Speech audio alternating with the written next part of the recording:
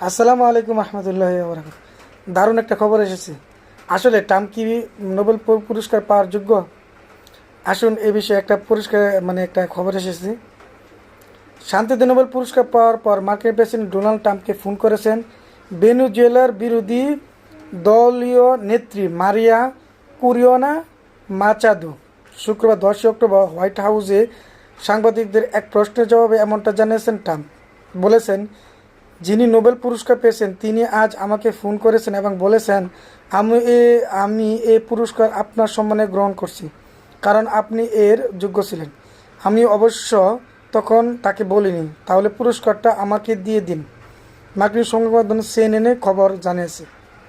White house অবশ্য ট্রাম্পকে শান্তিতে নোবেল পুরস্কার দেওয়ায় নোবেল কমিটির সমালোচনা করেছে।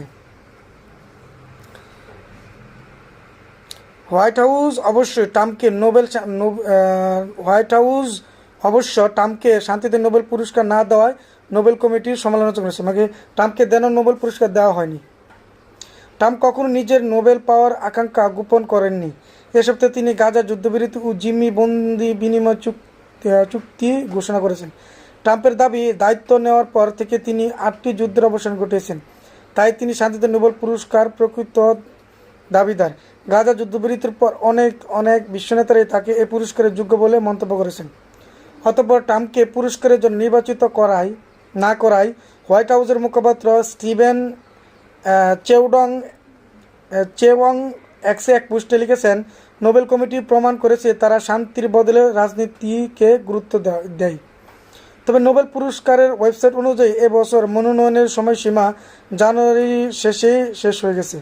শুক্রবার নোবেল কমিটি ঘোষণা করে ভেনেজুয়েলার গণতান্ত্রিক অধিকার প্রতিষ্ঠায় ভূমিকা এবং স্বৈরতন্ত্র থেকে গণতন্ত্রের ন্যায়সঙ্গত ও শান্তিপূর্ণ রূপান্তরের সংগ্রামের জন্য 2025 সালে শান্তিতে নোবেল পুরস্কার পাচ্ছেন মাচাদু।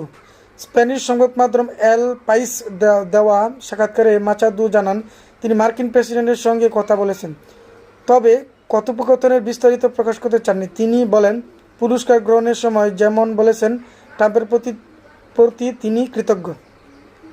শুক্রবার রাতে সাংবাদিকদের হাস্যরসের সুরে ট্রাম্প আরও বলেন, মাচাদু খুবই আন্তরিক ছিলেন, আমি চাইলেই তিনি হয়তো পুরস্কারটি আমাকে দিয়ে দিতেন। ট্রাম্প আরও বলেন, আমি তাকে মাচাদুকে অনেকভাবে সাহায্য করেছি। ভেনেজুয়েলার এখন ভয়াবহ অবস্থা, তাদের অনেক সহায়তা প্রয়োজন। বলা যায় এই পুরস্কারটা 2024 সালের কর্মকাণ্ডের জন্য দেওয়া হয়েছে, আর আমি তখন নির্বাচনী প্রচারণায় ব্যস্ত ছিলাম। ভেনেজুয়েলার গণতন্ত্র প্রতিষ্ঠা লড়ে বহু বছর ধরে সক্রিয় মাচাদু তার কাজকে